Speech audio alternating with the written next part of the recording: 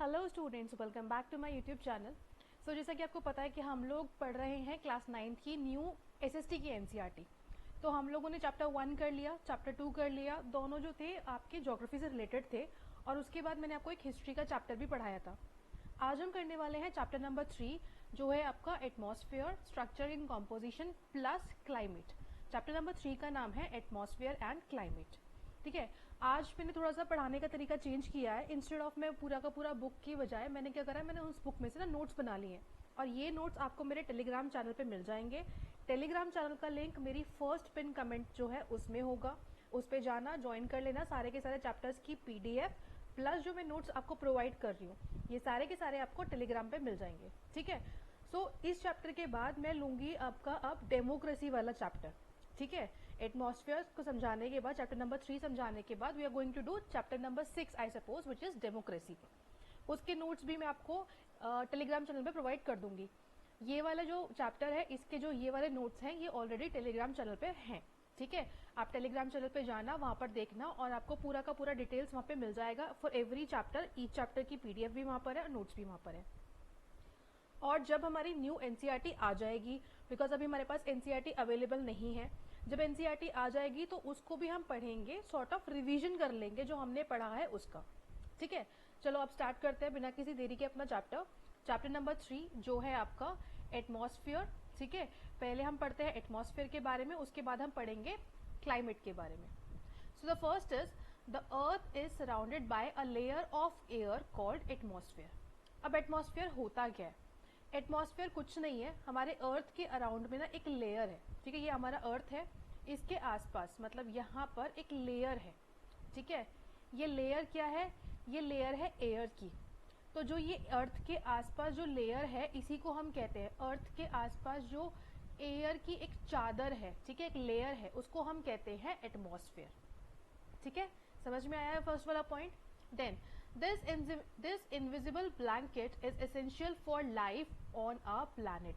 अब जो ये इनविजिबल ब्लैंकेट है हमारी, जो हमें दिखाई नहीं देती है, ठीक है, जो ये वाला जो आपकी अर्थ के आसपास जो लेयर है, ये वाली जो आपको दिखाई नहीं देती है, ये एक्चुअल में हमारे लिए बहुत ज्यादा इंपॉर्टेंट है, हमारे जीने के लिए बहुत इंपॉर्टेंट है, क्योंकि इसमें बहुत तरह की एयर, जो आपकी अलग अलग डिफरेंट जो एयर्स है वो प्रोवाइडेड होती है इसमें।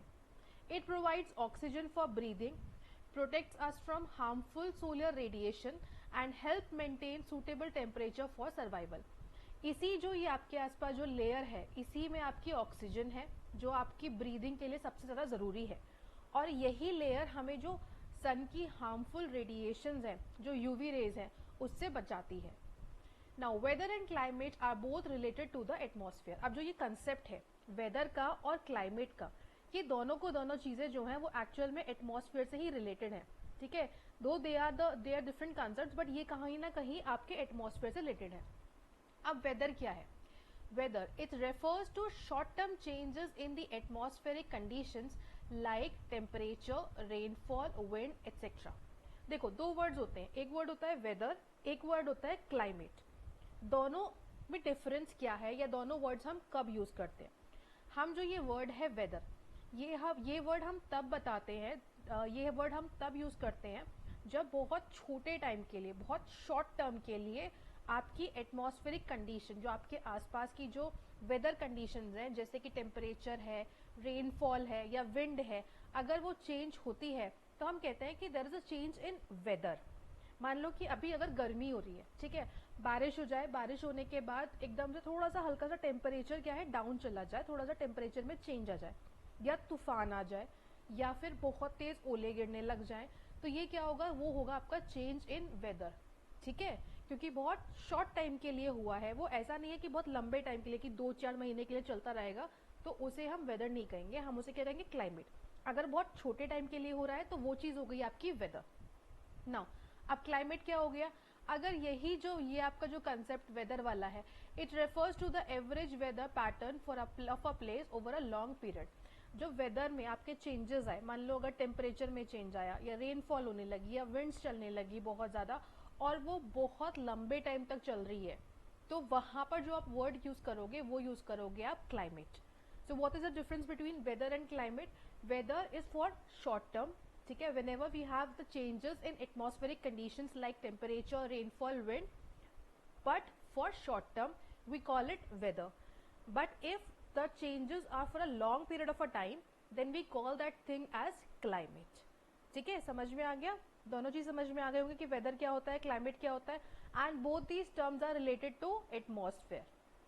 Now structure and composition of atmosphere, कि अब हमें ये देखना है कि हमारा जो एटमॉस्फेयर है, जो ये आपकी ब्लैंकेट है, ठीक है, जो आपके सन के अराउंड, ये आपके अर्थ के अराउंड जो ये ब्लैंकेट अभी ये हमने बनाई है ना, ये वाली जो ब्लैंकेट है, इसका स्ट्रक्चर क्या है और ये किस किस चीजों से बना हुआ है.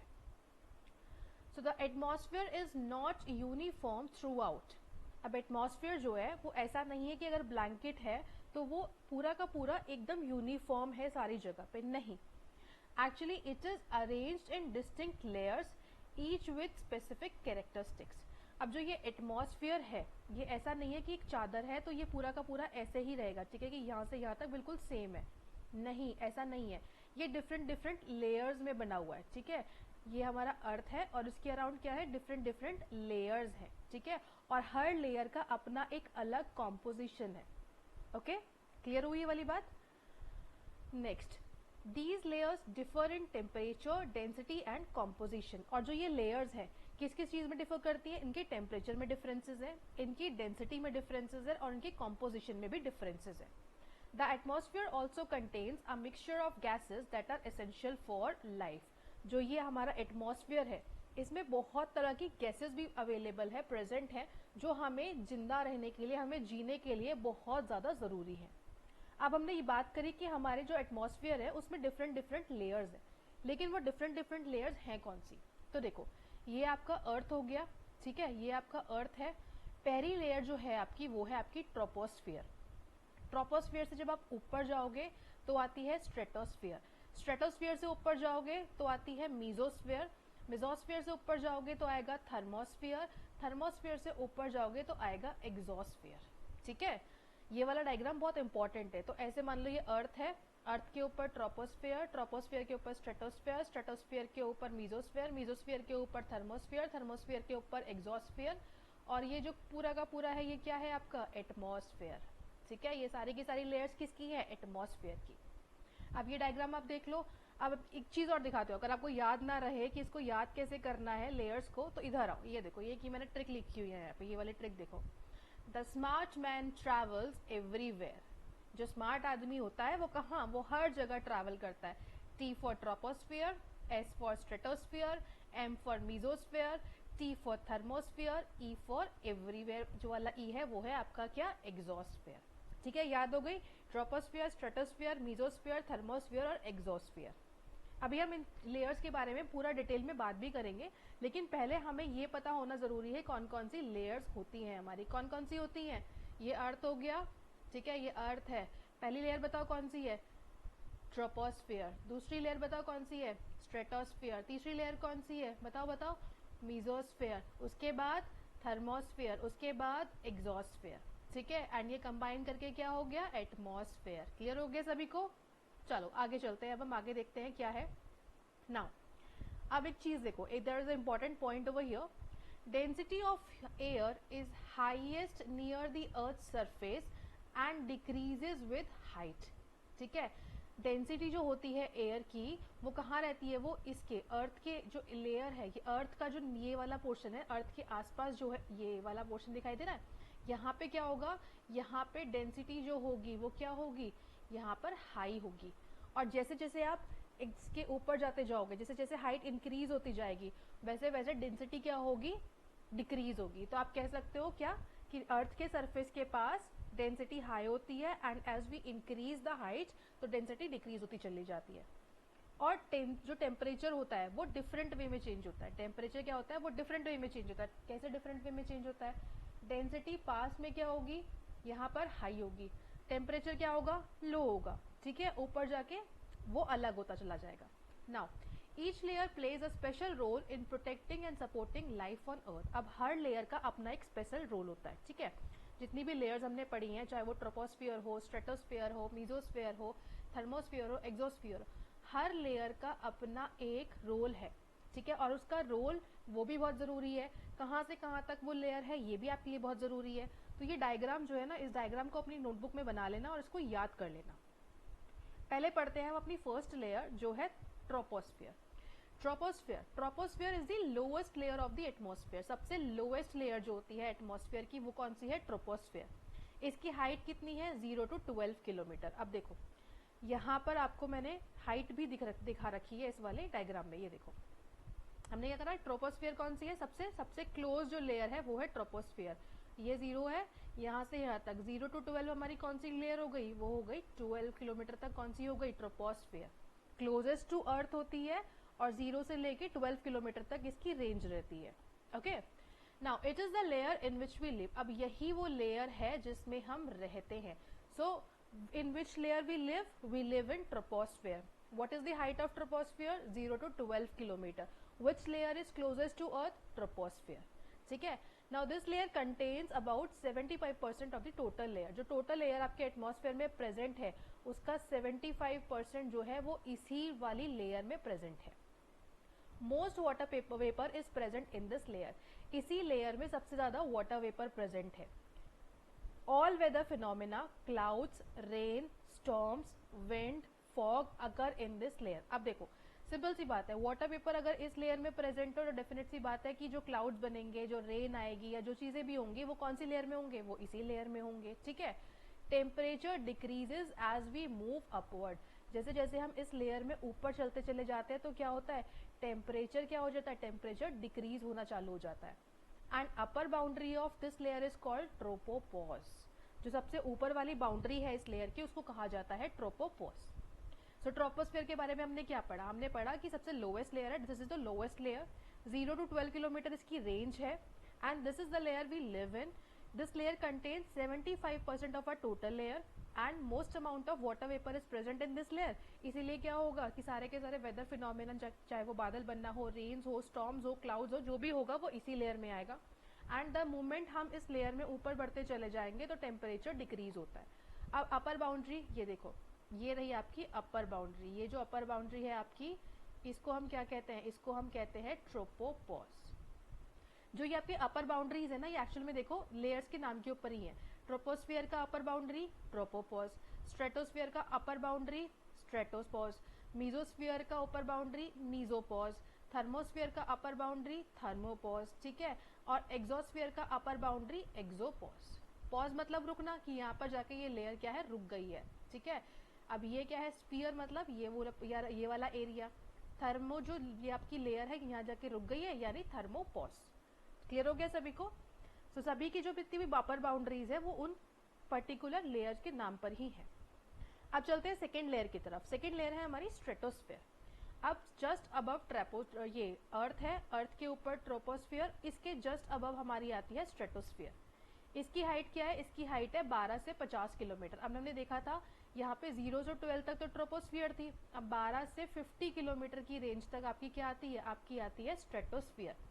This contains the ozone layer which absorbs harmful ultraviolet rays of from the sun. Now important thing, UV rays को ब्लॉक करने के लिए जो हमारी ओजोन लेयर है वो कहाँ प्रेजेंट है? दैट इज प्रेजेंट इन आर कहाँ? Stratosphere. Aeroplanes often fly in this layer. Temperature increases with height. अभी देखो ऊपर हमने यहाँ पे क्या पढ़ा था कि temperature decrease as we move upward, लेकिन यहाँ पर क्या हो रहा है? यहाँ पे टेम्परेचर इंक्रीज हो रहा है।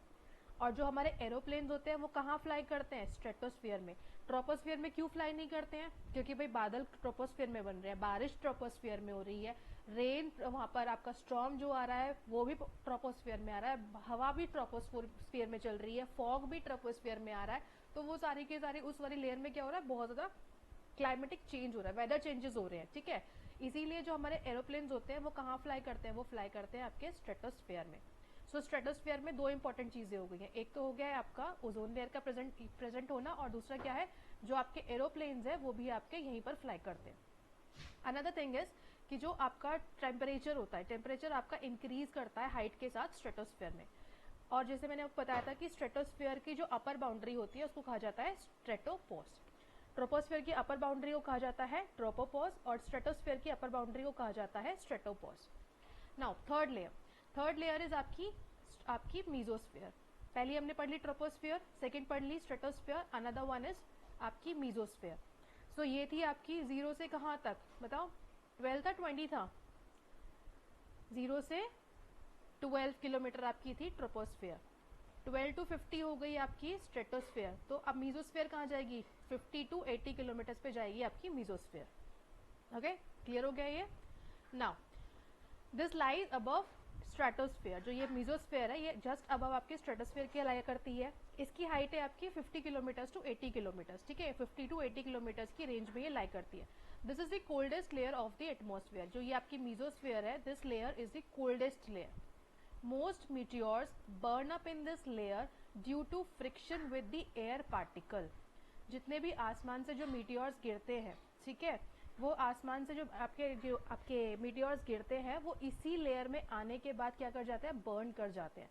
अगर वो बर्न नहीं करेंगे तो वो कहाँ पे आके गिरेंगे, वो अर्थ पे आके गिरेंगे, ठीक है। So the layer in which meteors burn is mesosphere. तो जो लेयर हमें मीटियोर्स से बचाती है वो कौन सी लेयर हो गई, मीजोस्फेयर, ठीक है। और क्यों इसमें बर्न हो जाते हैं, क्योंकि इसमें जो एयर पार्टिकल्स प्रेजेंट है ना उनके साथ फ्रिक्शन होकर उनके साथ रगड़ के क्या होता है, वो टूट जाते हैं, वो बर्न हो जाते हैं, ठीक है। The upper boundary of this layer is called mesopause. So the upper boundary of mesosphere is called mesopause. एक बार और रिवाइज कर लेते हैं हम लोग। ट्रोपोस्फेयर में क्या होता है, सारे के सारे जो वेदर कंडीशंस होती हैं चेंजेस उसमें आते हैं। स्ट्रेटोस्फेयर में क्या होगा, आपका ओजोन लेयर आपका स्ट्रेटोस्फेयर में प्रेजेंट है। देन आपका एरोप्लेन्स जो फ्लाई करते हैं वो भी स्ट्रेटोस्फेयर में फ्लाई करते हैं।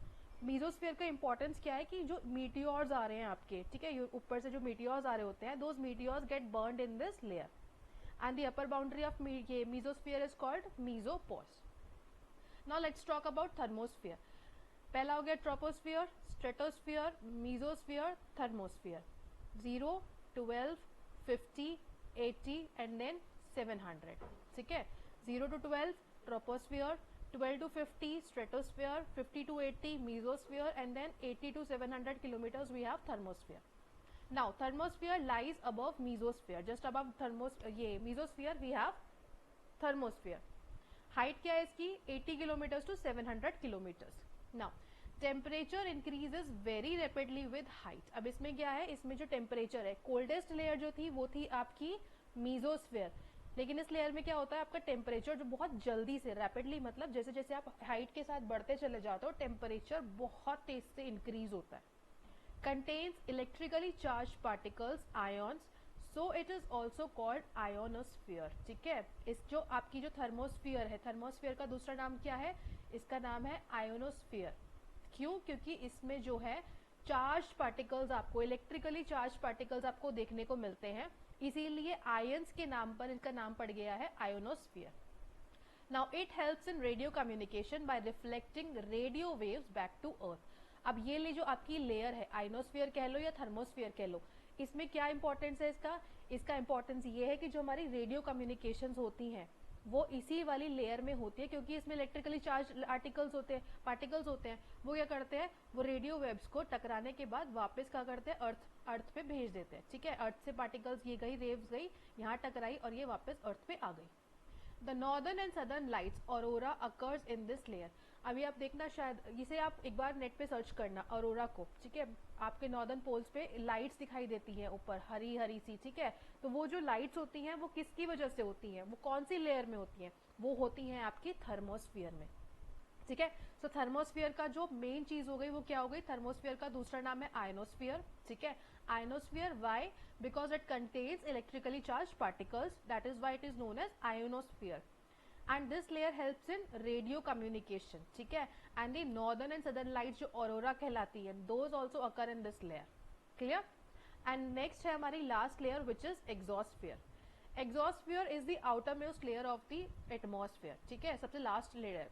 इसकी जो हाइट है that is 700 kilometres and above.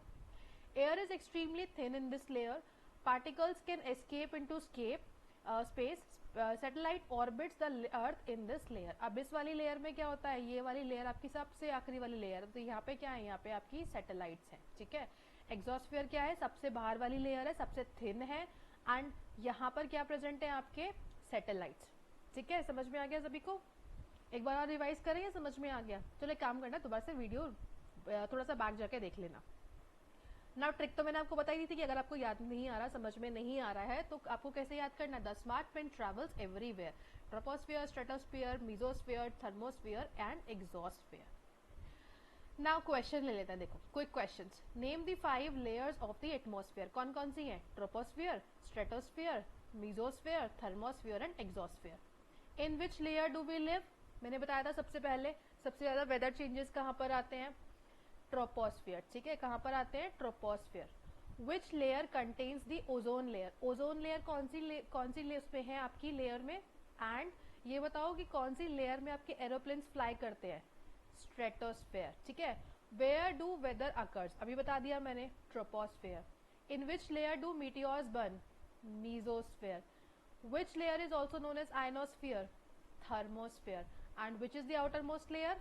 Exosphere, ठीक है। ये जो आपके 7 क्वेश्चंस हैं, ये आपके पूरे के पूरे कहाँ से हैं? ये आपके ऊपर वाला जो मैंने अभी कंसेप्ट समझाया है आपको, उसी से मैंने लिए हैं। चलो नेक्स्ट चलते हैं। Now coming towards composition of atmosphere. अभी हमने क्या करा? अभी हमने जो पढ़ा है दैट इज ऑल अबाउट हमारी लेयर्स कौन कौन सी है, ठीक है। मतलब अर्थ के अराउंड एक ब्लैंकेट है, उसे कहते हैं हम एटमॉस्फेयर, लेकिन वो यूनिफॉर्म नहीं है, उसके अलग अलग डिफरेंट लेयर्स हैं जो हमने पढ़ ली। अब बात करते हैं कि कॉम्पोजिशन, एटमॉस्फेयर जो है वो बनाओ किस चीजों से, ठीक है। The atmosphere is a mixture of gases, water vapour and dust particles. तो एटमॉस्फेयर क्या है? Gases plus water vapour plus dust particles. It supports life on अर्थ, ठीक है। तो यही एक वो जो एटमॉस्फेयर वाली जो आपका एटमॉस्फेयर है, वही आपका सपोर्ट सिस्टम है जो आपकी लाइफ को सपोर्ट करता है। It regulates temperature. What is the other benefit of atmosphere? कि हमारा जो टेम्परेचर है उसको रेगुलेट करता है। It protects the earth from harmful रे। एटमॉस्फेयर ही हमें किससे? हार्मफुल रेज से प्रोटेक्ट करता है। क्लियर हो गया? सो अभी हमने क्या पढ़ा कि एटमॉस्फेयर बहुत सारी गैसेस, वाटर वेपर, मिक्सचर्स है किस किस चीज का? गैसेस का, वाटर वेपर का, डस्ट पार्टिकल्स का। ये हमारी जो अर्थ पे जो लाइफ है उसको सपोर्ट करता है, टेम्परेचर को रेगुलेट करता है एंड हमारे अर्थ को जो ऊपर से हार्मफुल रेज आ रही है उनसे बचाता है। अब क्योंकि बहुत सारी गैसेस बोल दिया हमने, तो जो उसमें मेजर गैसेस हैं वो क्या है? फर्स्ट इज ये नाइट्रोजन। नाइट्रोजन इज अबाउट 78%, ठीक है। Most abundant gas in atmosphere, सबसे ज्यादा अबेंडेंट गैस है किसमें? एटमॉस्फेयर में, ठीक है। Next is it is an inert gas. Inert gas का मतलब क्या होता है? इनर्ट गैस, जो इनर्ट गैस होती है, is a gas that does not react easily with other substance because its outer electron shell is complete and stable. Simple सा मान लो कि आसानी से किसी के साथ रिएक्ट नहीं करती है, उसको हम कहते हैं इनर्ट, ठीक है। Now it helps plant through nitrogen cycle, ठीक है। आपने पढ़ा भी होगा नाइट्रोजन के साइकिल के बारे में। तो जो नाइट्रोजन गैस है वही प्लांट्स की हेल्प करती है नाइट्रोजन साइकिल में। Essential for growth of living organism, जो लिविंग ऑर्गेनिजम्स हैं उनकी ग्रोथ के लिए भी ये बहुत ज़्यादा ज़रूरी है, बहुत ज़्यादा इसेंशियल है। एंड आपने पढ़ा होगा, आपने देखा होगा इवन, अगर आप कभी किसी पत्ते को देखना, पत्ते के ऊपर ना ऐसे थोड़े दाने दाने से हो जाते हैं, जैसे पिंपल्स होते हैं ना, एक्ने होते हैं, ऐसे दाने हो जाते हैं। वो क्यों होते हैं? दैट इज बिकॉज उस प्लांट में डिफिशियंसी होती है नाइट्रोजन की, ठीक है। नाउ सेकेंड जो आपकी इंपॉर्टेंट गैस है वो है ऑक्सीजन। ऑक्सीजन है आपका 21%। This is second most abundant gas, essential for breathing, हमें पता ही है, and supports combustion, burning, burning में सपोर्ट करती है ऑक्सीजन। देन थर्ड है आपकी argon which is 0.093%। It is again फिर से ये इनर्ट गैस है, मैंने बताया था ना इजीली रिएक्ट नहीं करती है। इनर्ट गैस का मतलब क्या है? कि इजीली रिएक्ट नहीं करते हैं। It is 0.93%। Does not take part in biological process, use in electrical bulbs and welding. Welding और इलेक्ट्रिक बल्ब्स में हम कौन सी गैस का यूज करते हैं? हम यूज करते हैं आर्गन का। अगेन एक important question, which gas we use in electric bulbs and welding? That is argon. Now fourth number पे है आपकी कार्बन डाइऑक्साइड। कार्बन डाइऑक्साइड है 0.04%, इंपॉर्टेंट फॉर फोटोसिंथेसिस। जो फोटोसिंथेसिस में सबसे इंपॉर्टेंट गैस है दैट इज कार्बन डाइऑक्साइड। इसे हम ग्रीन हाउस गैस भी बोलते हैं, और यही गैस हेल्प्स कीप अर्थ वार्म। इसी गैस की वजह से हमारा अर्थ जो है वो वार्म रहता है। Increase in CO2 causes global warming. अगर CO2 ज्यादा बढ़ जाएगी, ठीक है, या इंक्रीज जो अभी हो रहा है, इवन अभी हो रहा है, एंड दैट इज द जो ग्लोबल वार्मिंग हो रही है उसका जो मेन कॉज है वो है आपका increase in CO2। Carbon dioxide में इंक्रीमेंट जो है, इंक्रीज हो रहा है, उसी की वजह से हमारे यहाँ पे ग्लोबल वार्मिंग हो रहा है। उसके अलावा जो गैसेस है वो है आपकी neon, helium, hydrogen and ozone. Ozone layer क्या इंपॉर्टेंट है, ozone absorbs harmful UV rays present in stratosphere. Ozone जो है सन से जो आपकी हार्मफुल यूवी रेज आती हैं उनको अब्सॉर्ब कर लेती है। और ओजोन प्रेजेंट कहाँ है, मैंने बताया था ना, स्ट्रेटोस्फेयर। स्ट्रेटोस्फेयर में एक और चीज होती है, वो क्या होता है, एरोप्लेन्स फ्लाई करते हैं। वेरी गुड, ठीक है। चलो उसके अलावा क्या क्या प्रेजेंट है, उसके अलावा हमारा है वाटर वेपर, ठीक है। Variable components in atmosphere more in warm and coastal areas. Water vapours का जो प्रेजेंट होता है वो कहाँ पर ज्यादा होता है, जो कोस्टल एरियाज होते हैं, जो समुद्र के आसपास के एरियाज होते हैं, वहां पे वाटर वेपर ज्यादा होता है। क्यों, क्योंकि वहां पर गर्मी की वजह से पानी की भाप बनती रहती है। एंड दिस इज बिकॉज इसी की मदद से, वाटर वेपर की मदद से क्या होता है, helps in formation of clouds, rain and fog. Water vapour की वजह से ही बादल बनते हैं, रेन होती है and fog. And water vapour what they regulates temperature. Regulates temperature कैसे होता है कि यहाँ पानी है, मान लो गर्मी हुई, यहाँ से क्या हुआ, वाटर वेपर बने, क्लाउड्स बने, क्लाउड्स ने बारिश करना शुरू कर दिया, ये क्या हो गया, ठंडा हो गया। तो this is how it regulates temperature. Next is dust particles, include smoke, pollen and salt particles, ठीक है। डस्ट में क्या क्या आता है, डस्ट में आता है आपका स्मोक भी आता है, पॉलन भी आता है, सॉल्ट पार्टिकल्स भी आते हैं। Again these dust particles also help in cloud formation. तो दो चीजें हो गई, एक तो आपका वाटर वेपर हो गया प्लस आपका डस्ट पार्टिकल्स हो गए जो आपके क्लाउड फॉर्मेशन में हेल्प करते हैं। Causes beautiful sunrise and sunset colours, जो आपको वो ऑरेंज ऑरेंज से कलर दिखाई देता है ना सनसेट के टाइम पे या सनराइज के टाइम पे, वो क्यों दिखाई देता है, वो इन डस्ट पार्टिकल की वजह से ही दिखाई देता है। ओके चलो क्विक ओरल क्वेश्चन, अब बताओ मुझे, which gas is most abundant in atmosphere, कौन सी गैस है, nitrogen. Which why is oxygen important, क्यों important है, because it helps us in breathing, है ना। what is the role of ozone layer, ozone layer का रोल क्या है और कहाँ प्रेजेंट है, स्ट्रेटोस्फेयर में प्रेजेंट है और यूवी रेज से, जो हार्मफुल यूवी रेज होती हैं उससे हमें बचाती है। Now why is carbon dioxide important, carbon dioxide is important because ये क्या हेल्प करती है, फोटोसिंथेसिस में हेल्प करती है प्लांट के। 5, 6, 7 अभी रुक जाओ, पहले इधर के साइड पढ़ा दूं फिर आप उसका क्वेश्चन का आंसर करना। चलो नेक्स्ट पढ़ते हैं हम लोग। अब नेक्स्ट क्या है हमारा, नेक्स्ट है हमारा ओके पहले एक डायग्राम देख लो, ठीक है। ये डायग्राम अगर तुम अपने कॉपी में बना लोगे तो ज़्यादा बेटर होगा। कॉम्पोजिशन ऑफ एटमॉस्फेयर, 78% नाइट्रोजन, 21 ये पिंकी पिंकी सा जो है ये है आपका ऑक्सीजन, देन वी हैव ये छोटू सा हरा हरा वी हैव आर्गन, और जो बाकी जो आपका ये बचा है this is what carbon dioxide and other gases which is 0.07%। Now what are the elements of weather and climate, हमने क्या पढ़ लिया, हमने लेयर्स ऑफ एटमॉस्फेयर पढ़ लिया, हमने कॉम्पोजिशन ऑफ एटमॉस्फेयर पढ़ लिया। अब हम पढ़ेंगे कि कौन कौन से एलिमेंट्स हैं जो हमारे वेदर और क्लाइमेट को डिटरमाइन करते हैं। Weather and climate are determined by several elements that interact with each other, ठीक है। बहुत सारे एलिमेंट्स होते हैं जो आपस में एक दूसरे से इंटरैक्ट करते हैं एंड वो उनमें से जो हमारे मेन एलिमेंट्स है वो फर्स्ट है आपका टेम्परेचर, सेकेंड है आपका एटमॉस्फेरिक प्रेशर, थर्ड है आपका विंड, फोर्थ है आपकी ह्यूमिडिटी, 5 है आपका प्रेसिपिटेशन, ठीक है। आई नो आपको ये सब चीजें पता है लेकिन इनको समझाना मेरा फर्ज है। ह्यूमिडिटी क्या होती है, प्रेसिपिटेशन क्या होता है, ये सब चीजें समझाना मेरी रिस्पॉन्सिबिलिटी है, टीचर जो हूँ। Now these elements differ from place to place and time to time. अब जो ये एलिमेंट्स होते हैं ये जगह से जगह और टाइम टू टाइम डिफर करते हैं। कैसे डिफर करते हैं अब आप ये देखो, पहले हम पढ़ते हैं टेम्परेचर के बारे में। टेम्परेचर ये एक्चुअली डिफेक्ट्स नहीं है, अफेक्ट्स आएगा, ठीक है। ये आपका ए है, affects weather conditions such as rainfall, humidity and wind patterns. अब टेम्परेचर किस किस चीज को अफेक्ट करता है, टेम्परेचर इफेक्ट करता है आपके रेनफॉल को, ह्यूमिडिटी को और विंड के पैटर्न्स को। अब जो चीजें आपके टेम्परेचर को अफेक्ट करती है वो क्या है, पहली है आपका लैटिट्यूड, ठीक है। लैटिट्यूड का मतलब है डिस्टेंस फ्रॉम द इक्वेटर।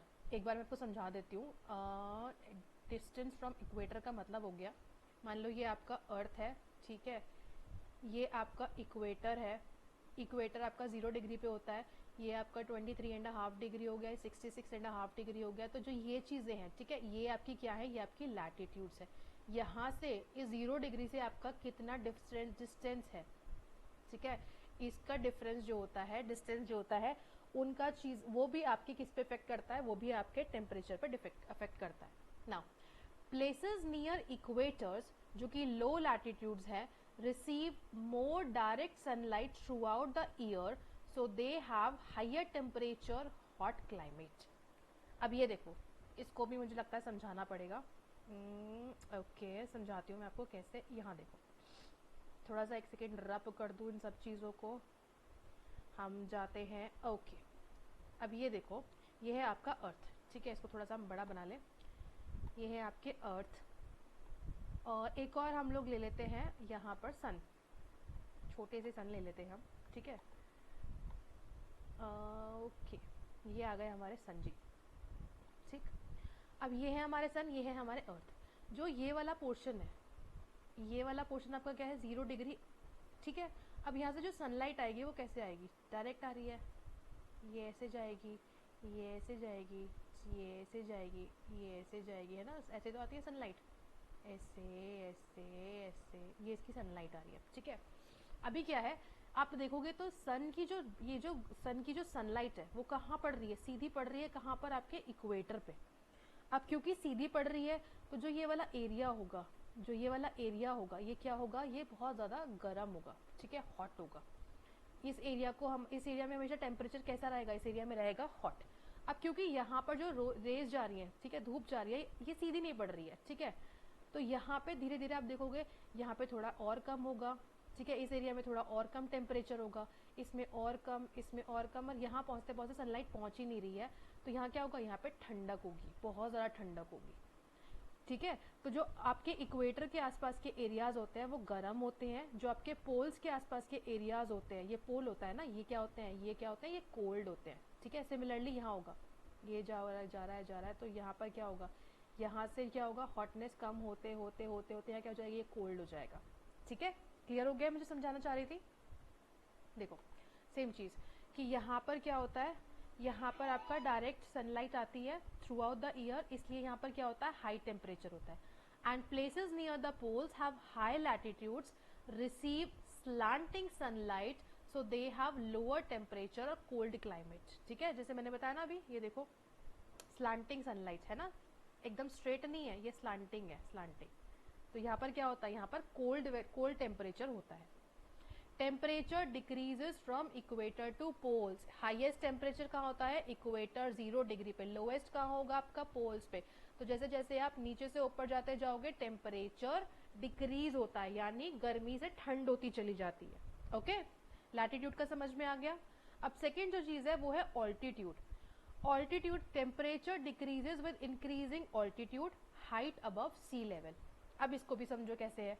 देखो इसमें क्या है, मान लो ये वाला एरिया है, एक ये एरिया है, ये है समुद्र, ठीक है, और ये है पहाड़, ठीक। तो टेम्परेचर जो समुद्र के आसपास का जो टेम्परेचर होगा, ये समुद्र है ना, समुद्र है, ये समुद्र है, जो ये वाला लैंड होगा यहाँ पे हाई टेम्परेचर होगा, ठीक है, यहाँ पे गर्मी ज़्यादा होगी।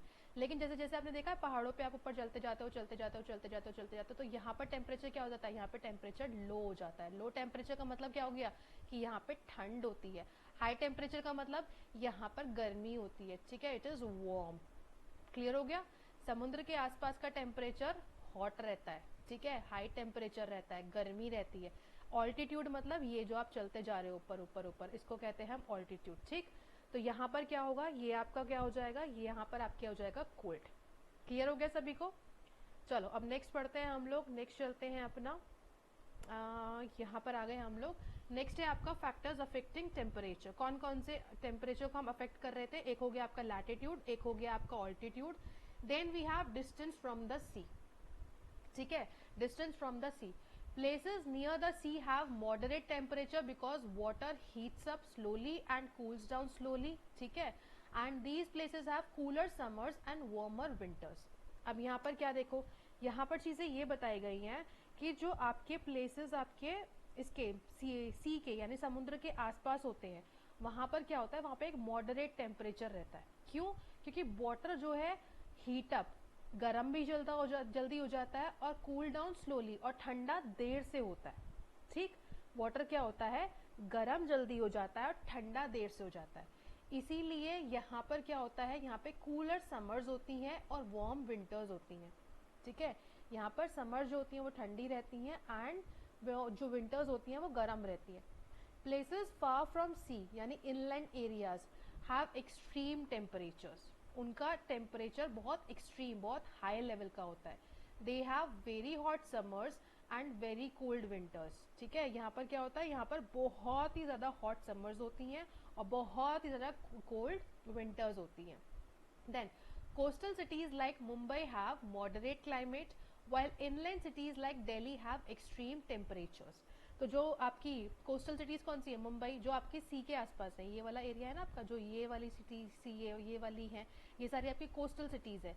यहाँ पर आपको मॉडरेट टेम्परेचर देखने को मिलता है, और जो सी से दूर है उनको हम कहते हैं इनलैंड, और वहाँ पर आपको एक्सट्रीम टेम्परेचर देखने को मिलता है।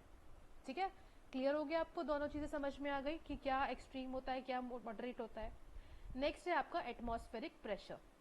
अब एटमॉस्फेरिक प्रेशर क्या होता है? Atmospheric pressure is the force exerted by the weight of air on the earth surface.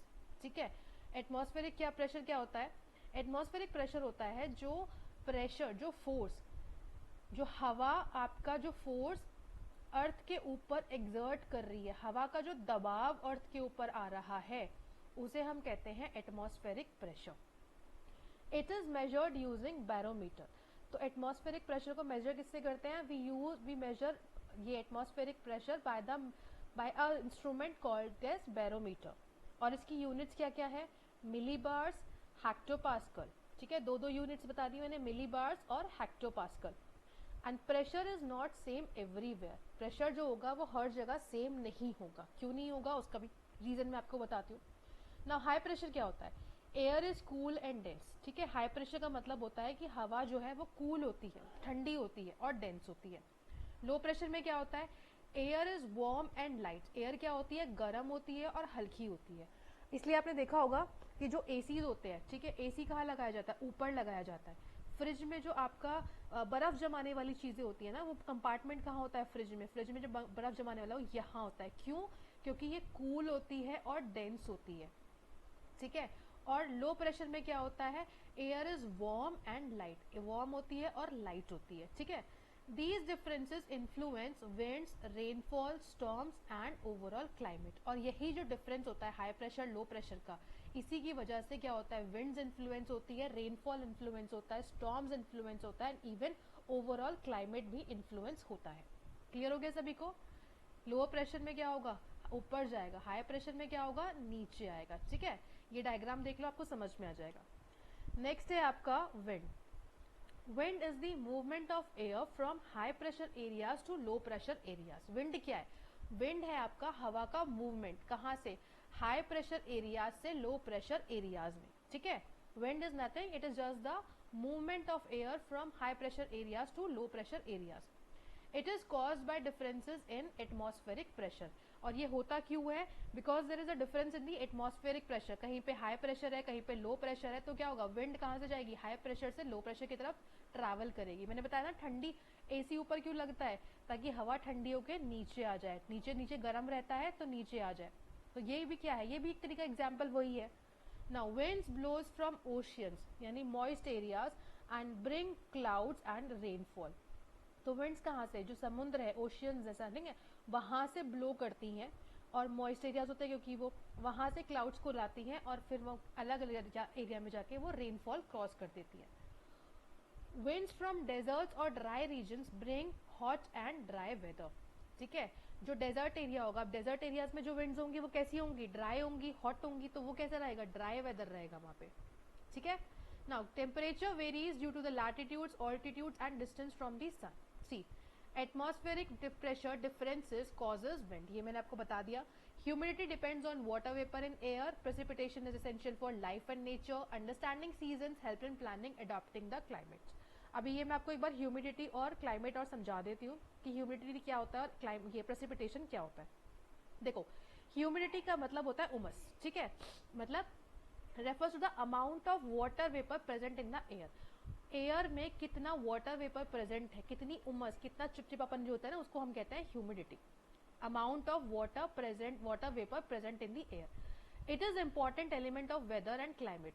High humidity, air contains large amount of weather. ठीक है, आपके जो ओशन के जो सीज के पास आपके एरियाज रहते हैं, वहां पर आप जाओगे ना तो आपको बहुत ऐसा फील होगा कि आपका स्टिकी स्टिकी सा फील होगा। क्यों? क्योंकि वहां पर वाटर वेपर बहुत ज्यादा प्रेजेंट है एयर में। इसीलिए it makes weather feel moist, sticky and sometimes uncomfortable. ठीक, लो ह्यूमिडिटी का मतलब क्या होगा कि बहुत कम वाटर वेपर प्रेजेंट है एयर में, and weather feels dry and sometimes harsh. ठीक, जब आप एसी चलाते हो तो एसी चलाने पे क्या हो जाता है, एसी चलाने पे लो ह्यूमिडिटी हो जाती है, जो आपका मॉइस्चर होता है वो क्या करता है, वो आपका मॉइस्चर एकदम से कौन ले लेता है, आपका एसी ले लेता है। तो वहाँ पे क्या हो जाता है, वहाँ पे आपका ड्राई वेदर हो जाती है। ठीक है, समझ में आ गया आपको ह्यूमिडिटी क्या होता है। नाउ नेक्स्ट अगर हम बात करें तो वो है आपका precipitation. Now humidity depends on the amount of it water vapour in the air. ये तो मैंने आपको बता दिया, जितना ज़्यादा वाटर वेपर रहेगा उतना ज़्यादा क्या होगा, उतना ज़्यादा उस एरिया का उतना ज़्यादा उस एरिया का क्या होगा, ह्यूमिडिटी ज़्यादा होगा। ठीक, नेक्स्ट है आपका प्रेसिपिटेशन। अब प्रेसिपिटेशन क्या होता है, precipitation refers to all forms of water that falls from the atmosphere to the earth surface. ठीक है, एक सेकेंड होल्ड रखो, मैं एक बार चार्ज लगा दूं, चार्ज लगा के फिर करते हैं क्योंकि नहीं तो मेरा ये लैपटॉप बंद हो जाएगा। एक सेकेंड।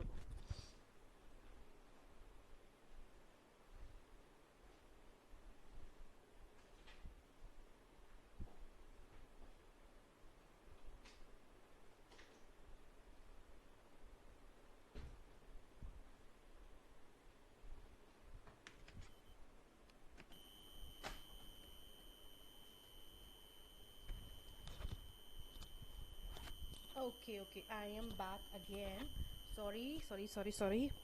तो अगर हम बात करें प्रेसिपिटेशन की, तो प्रेसिपिटेशन क्या होता है, प्रेसिपिटेशन का मतलब होता है कि एटमॉस्फेयर में, ठीक है, all forms of water that falls from the atmosphere to earth surface is called precipitation. ठीक है, आपके एटमॉस्फेयर से किसी भी फॉर्म में अगर वाटर गिर रहा है, चाहे वो रेन की फॉर्म में हो, चाहे स्नो की फॉर्म में हो, चाहे ओले यानी हेल की फॉर्म में हो, चाहे स्लीट की फॉर्म में हो, किसी भी फॉर्म में हो, तो उसको हम कहते हैं प्रेसिपिटेशन। ठीक है, it occurs when water vapour, okay कहाँ चला गया,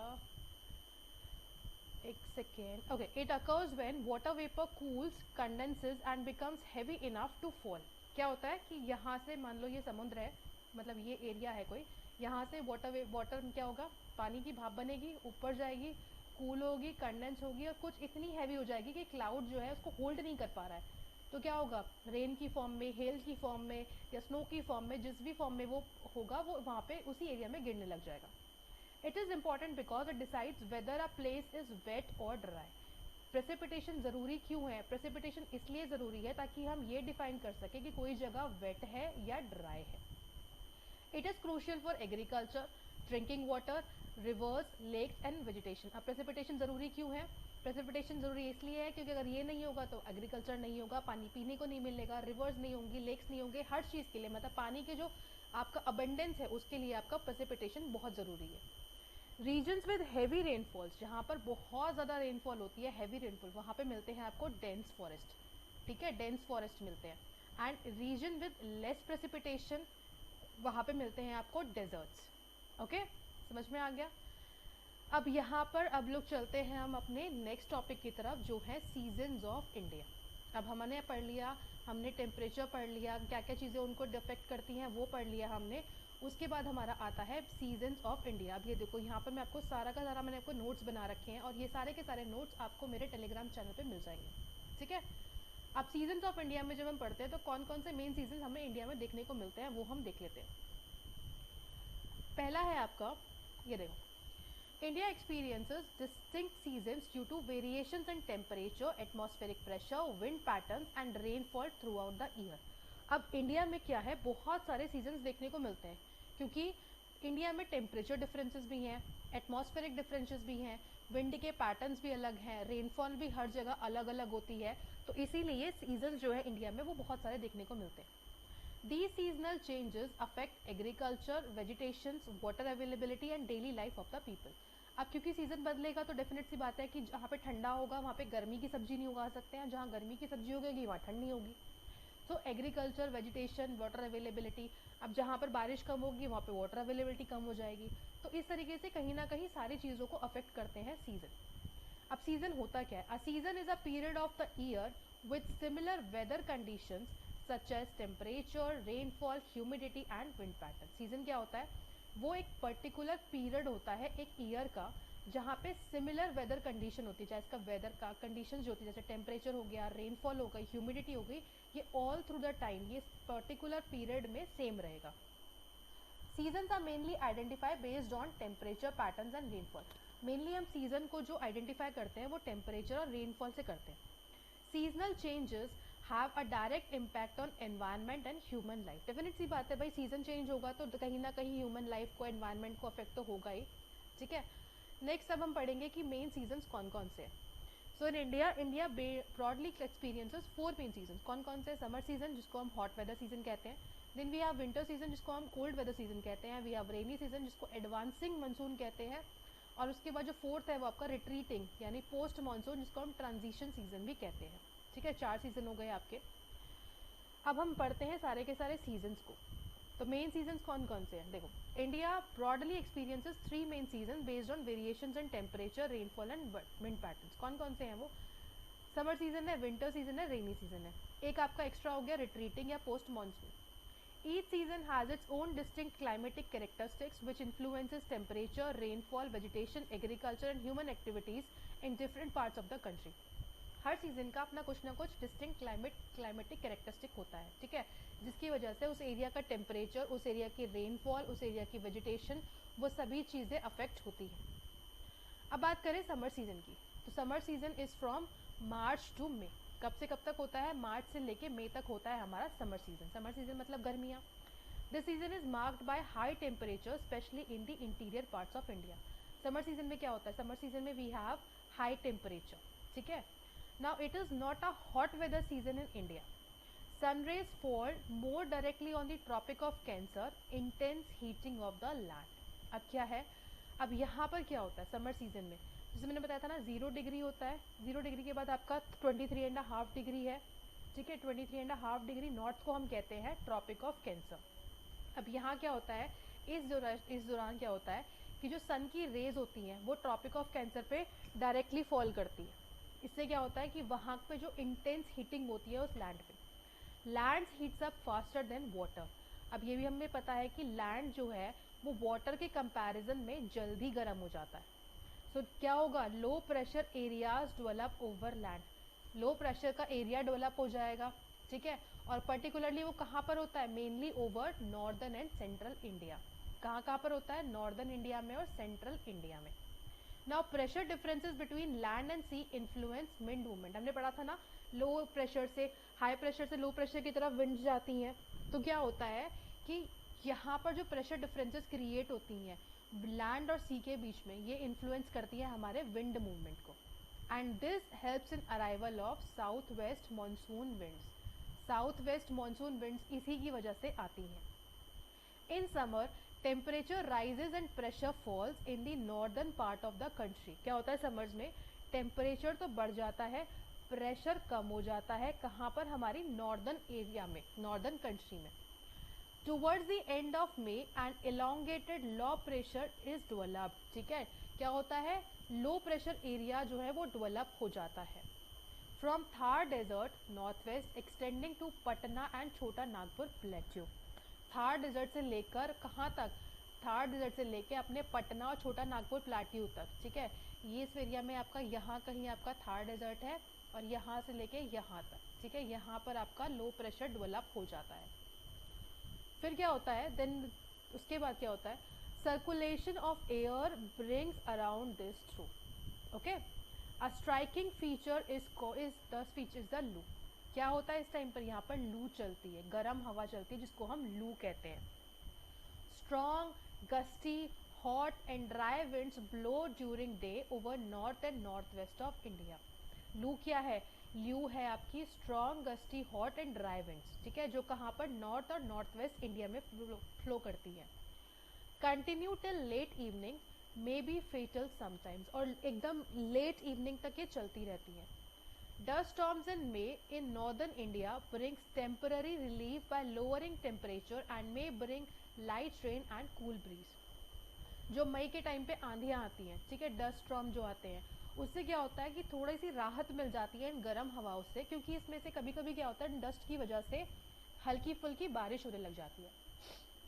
causes localize thunderstorm with violent winds torrential downpours and hello.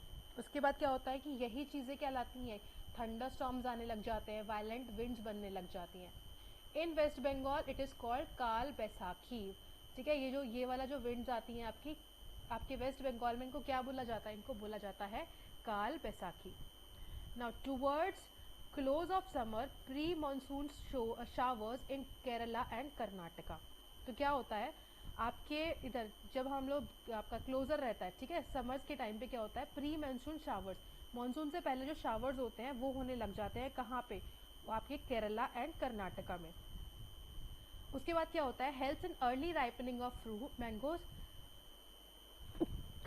Sorry called mango showers. और यही जो विंड्स होती हैं, यही जो टाइम होता है, ये आपकी हेल्प करता है किस में, ये आपके मैंगोज को राइप करने में भी हेल्प करता है। ठीक है, समझ में आ गया सभी को। तो समर सीजन क्या है, समर सीजन में स्पेशली क्या होता है, हाई टेम्परेचर्स होते हैं, specially interior parts of India के। ये जो समर टेम्परेचर होता है आपका, समर सीजन होता है, ये होता है आपका मार्च टू मई में। इसमें हॉट वेदर होता है। ठीक है, इस सीजन में क्या होता है कि जो सन की रेज होती हैं वो डायरेक्टली ट्रॉपिक ऑफ कैंसर पे पड़ती हैं। उसकी वजह से वो एरिया जो होता है वो बहुत ज़्यादा हीट अप हो जाता है। और क्योंकि हीट अप होता है, लैंड जो होता है वो वाटर से ज़्यादा मतलब बहुत ज़्यादा जल्दी हीट अप हो जाता है, तो इसलिए क्या होता है कि लैंड के ऊपर लो प्रेशर एरिया डेवलप हो जाता है। इसी की वजह से वहाँ पर विंड्स का मूवमेंट चालू हो जाता है, जिसकी वजह से आपको साउथ वेस्ट मानसून विंड्स देखने को मिलती हैं। अब ये मैं एक्सप्लेन करूँ आपको कैसे करूँ, ये समझाती हूँ। ये देखो, एक सेकेंड रुको, इसको हम क्लीन कर लेते हैं, फिर मैं आपको समझाती हूँ कैसे। देखो,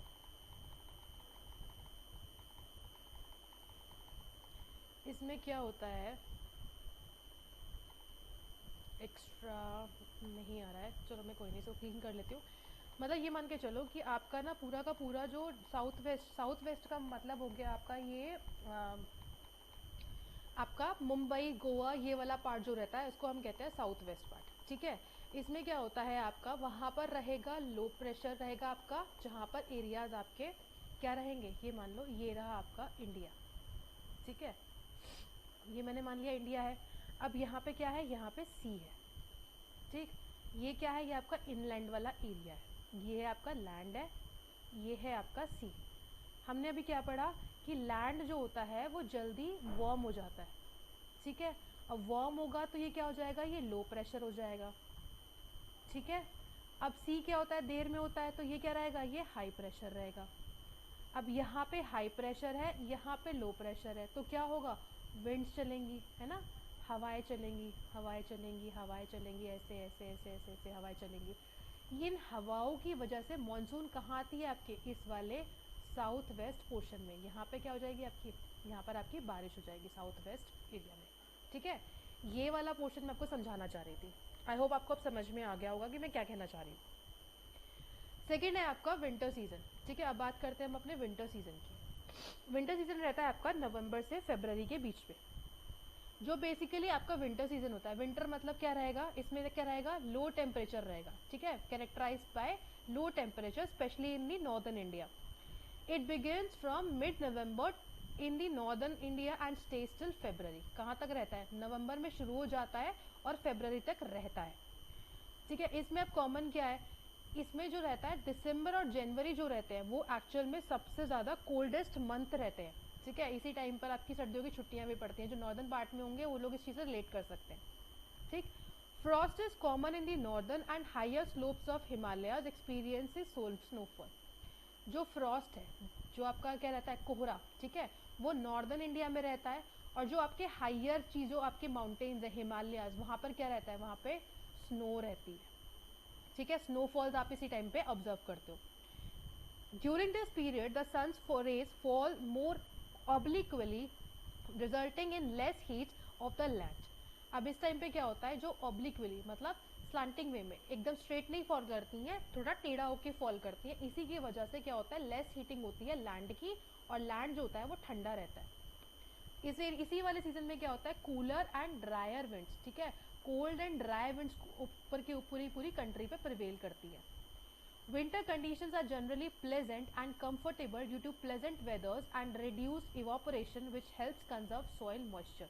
अब क्योंकि इसमें जो होता है, इसमें evaporation कम होता है, गर्मी तो होती नहीं है, तो क्या होगा, उसकी वजह से आपका धीरे धीरे क्या होगा, इवापोरेशन कम रहेगा। इवापोरेशन कम की वजह से क्या होता है, जो वेदर होती है आपकी वो प्लेजेंट हो जाती है, मतलब चिपचिपापन फील नहीं होता है, स्टिकी फील नहीं होता है, मॉइस्ट फील नहीं होता है।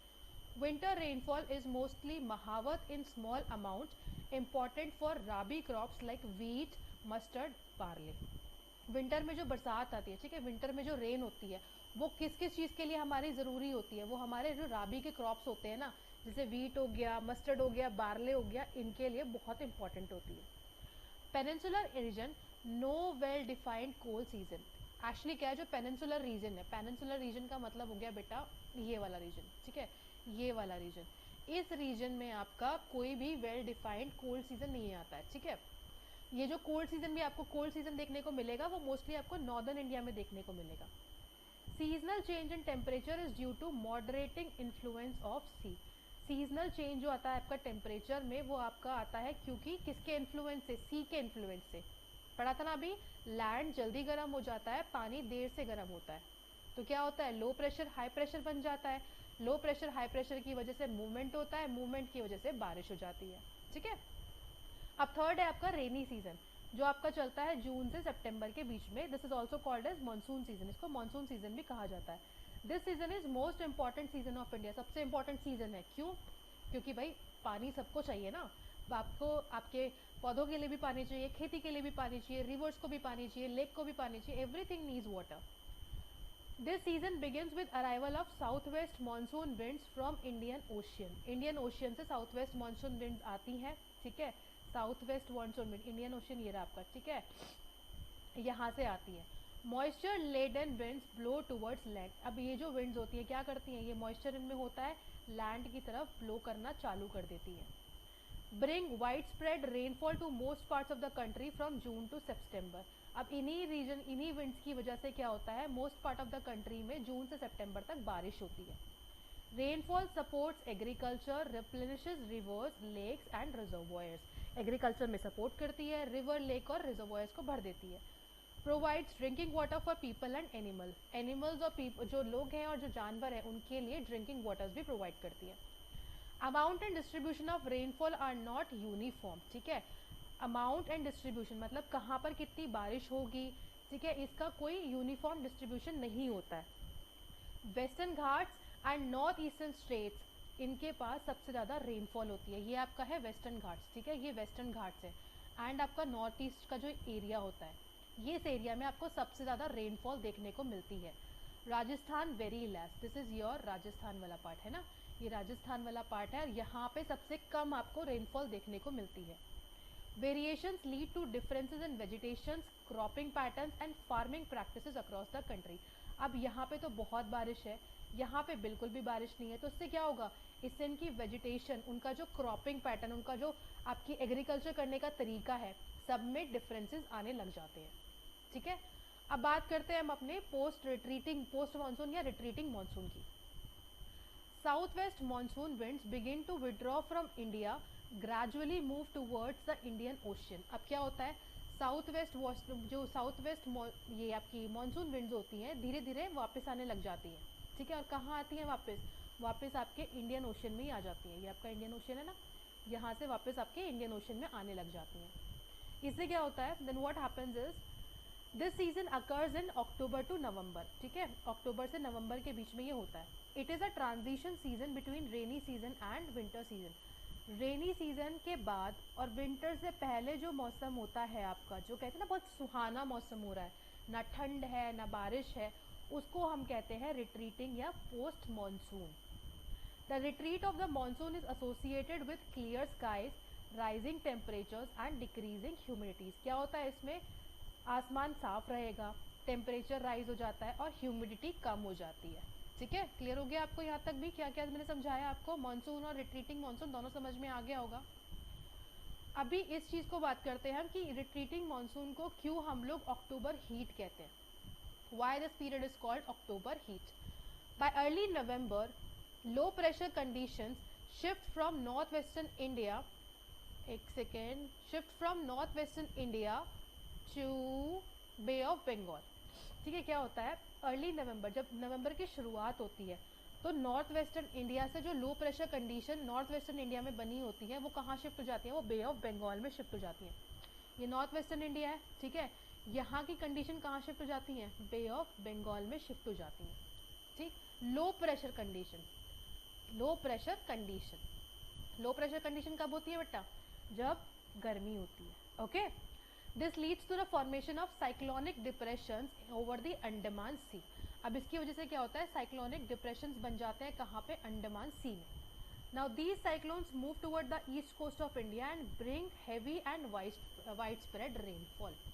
अब ये यहाँ पर क्या होता है, अंडमान सी में क्या होता है, साइक्लोन्स बन जाते हैं। ये रहा अंडमान, यहाँ पर साइक्लोन्स बन जाते हैं। तो इससे क्या होता है, इससे क्या होता है, इससे रेनफॉल होती है। रेनफॉल कहाँ होती है, रेनफॉल होती है आपकी ईस्ट कोस्ट ऑफ इंडिया पे। कहाँ पर, रिट्रीटिंग मानसून में कहाँ पर होगी, ईस्ट कोस्ट ऑफ इंडिया पे हैवी रेनफॉल होगी।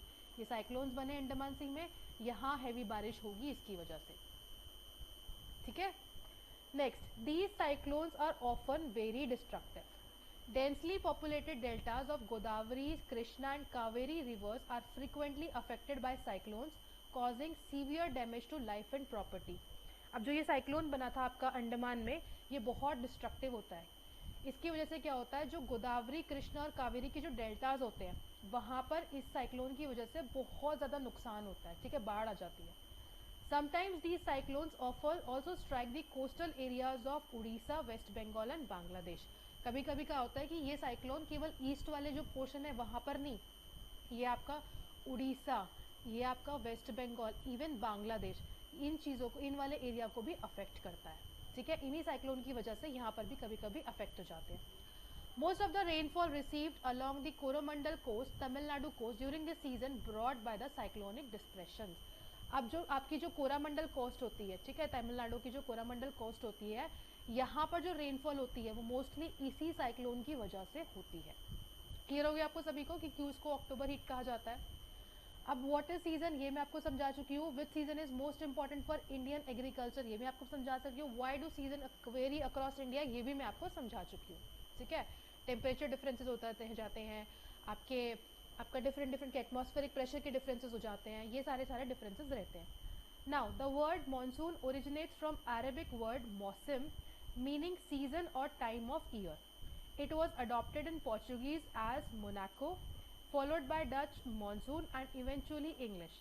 Historically describe the seasonal reversal of winds in the Indian Ocean used by traders to travel. So it is a general information, इसको याद करने की ज़रूरत नहीं है।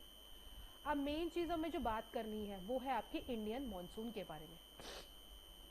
Indian monsoon is a unique and important climatic feature that greatly influence India. ये तो हमें पता ही है।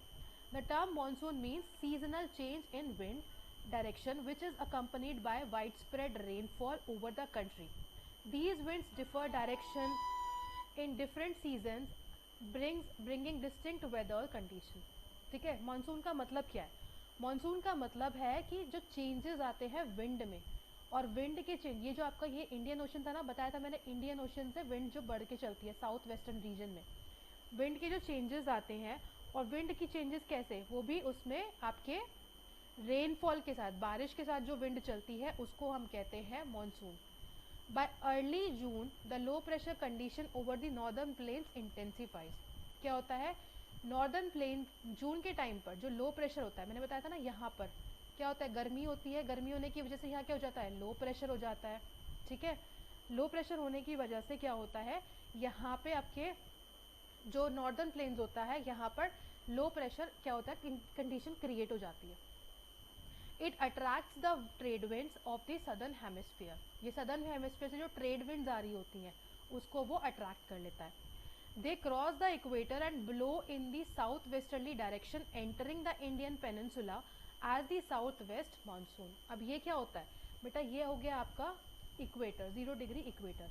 यहाँ से जो ट्रेड विंड्स आ रही होती है, ट्रेड विंड्स, यहाँ का जो लो प्रेशर बेल्ट होती है वो इनको अट्रैक्ट कर लेता है। ठीक है, और इसकी वजह से क्या होता है, साउथ वेस्टर्ली ये डायरेक्शन, साउथ वेस्ट की टाइप डायरेक्शन में चलेगा ये, और यहाँ पर इसकी वजह से ही साउथ वेस्ट मानसून आती है।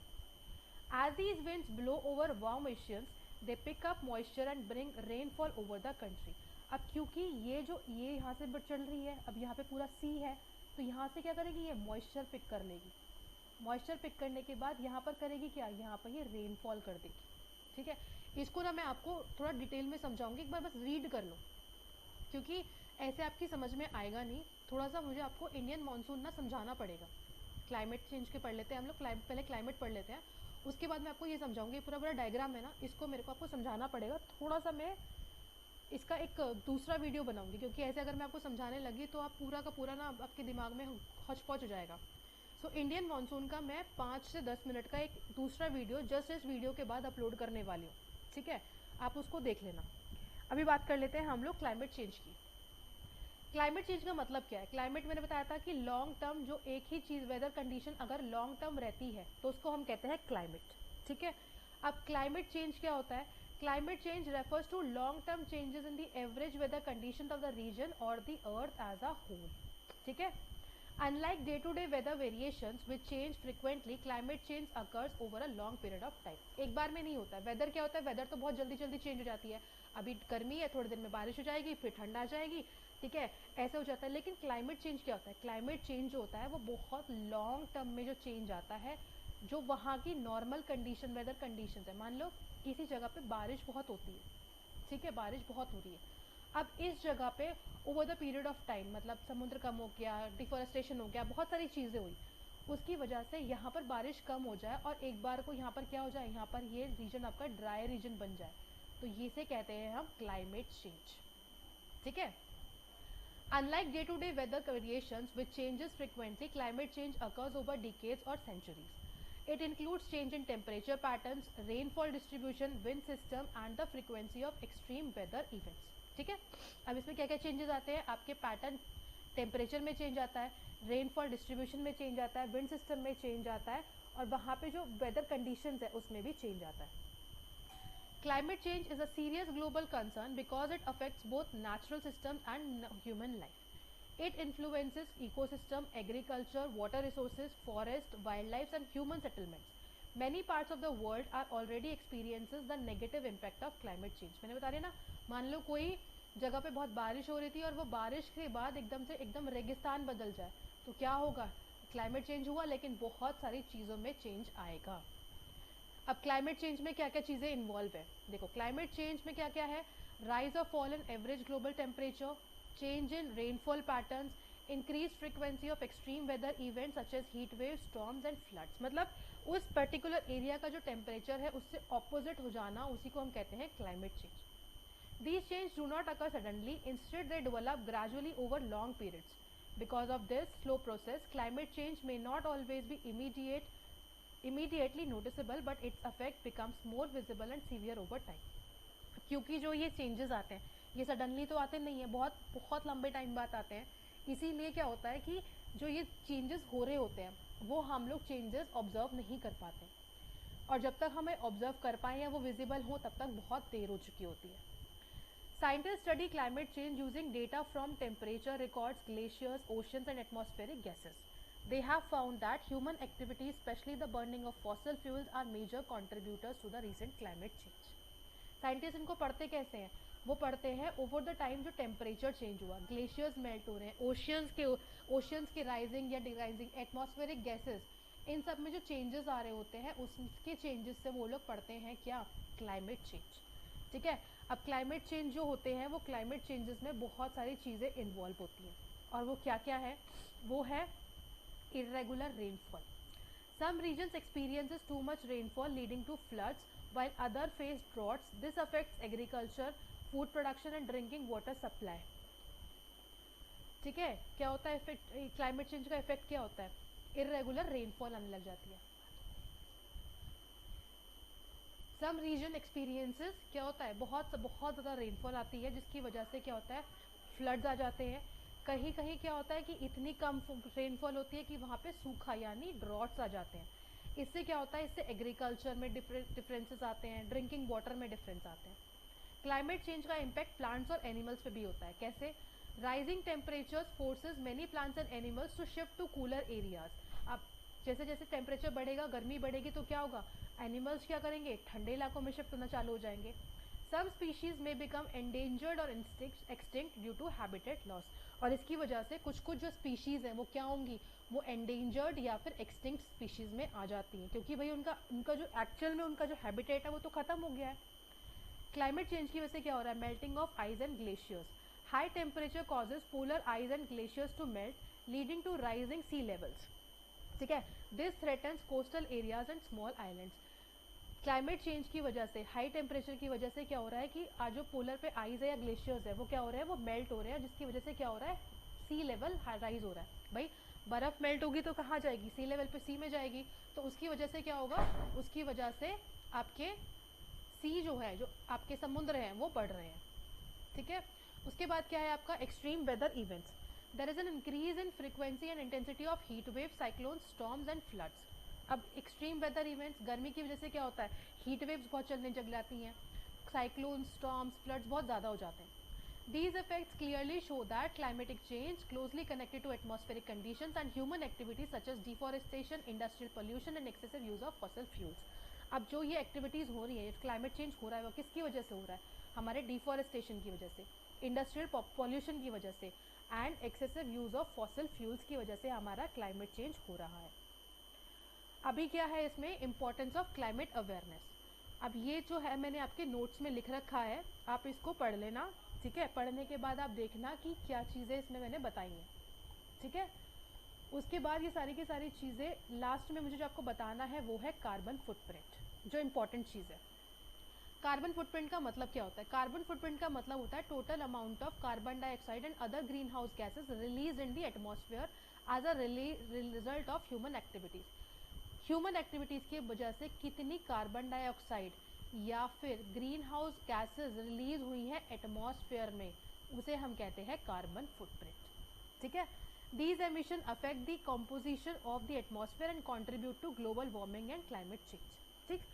Carbon footprint is closely link to energy use, transportation, daily human activities. मतलब आप ये मान के चलो, आपने कितना CO2, कितना आपने green house gases, water emission, electricity, transport, offset, waste, recycling cycle, gas, fuel, कितना आपने ये एटमॉस्फेयर में भेजा, उसे आप कहते हैं कार्बन फुटप्रिंट्स।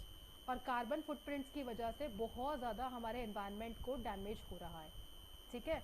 आप इसे कैसे रिड्यूस कर सकते हो, रिड्यूस करने के तरीके क्या है कि अपने रिसोर्सेज को बहुत एफिशिएंटली यूज़ करो, एनर्जी कंजर्व करो, इको फ्रेंडली प्रोडक्ट्स का यूज़ करो, ठीक है। बस यही चीज़ें हैं जो आपको करनी है, ठीक है। इसी से आप क्या करोगे, रीयूज, रिड्यूस, रिसाइकल, 3R पढ़े ना आप लोगों ने, इसी से आप क्या करोगे, कार्बन फुटप्रिंट्स को कम करोगे, रिड्यूस करोगे, ठीक है। तो ये था आपका लास्ट वाला पार्ट, सिर्फ एक रेनफॉल वाला पार्ट रह गया है मेरा, बाकी ये जो आपका पूरा का पूरा मैंने ये नोट्स बनाए हैं ये आपके टेलीग्राम चैनल पे प्रेजेंट है, ठीक है। टेलीग्राम चैनल पे आप जाना, इनको डाउनलोड करना और अपने आप पढ़ लेना। रेनफॉल वाला जो है इंडियन मानसून, ठीक है, इंडियन मानसून वाला जो है वो मैं आपको अलग से एक छोटी सी वीडियो बताऊंगी, क्योंकि इसमें आपको समझ में नहीं आएगा, और रेनफॉल समझना अपने आप में बहुत ज़रूरी है, ठीक है।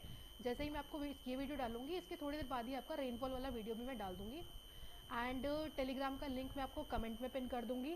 उसके बाद फिर आप इसको पढ़ना, ठीक है। पढ़ने के बाद अगर कुछ समझ में ना आए तो मुझसे कमेंट में पूछ लेना, ठीक है। एंड रिमेंबर, इसके बाद मैं आपको डेमोक्रेसी पढ़ाने वाली, ठीक है। तो लगातार हम सीरीज चला रहे हैं अपनी SST की, इसके बाद हम पढ़ेंगे डेमोक्रेसी, ठीक है। तो खुद भी पढ़ो, अपने फ्रेंड्स के साथ भी शेयर करो, और जितना ज़्यादा आप शेयर कर सकते हो आप इसको शेयर करो। मिलते हैं कल नेक्स्ट टॉपिक के साथ जो रहेगा हमारा democracy. Till then take care, bye bye, have a nice day.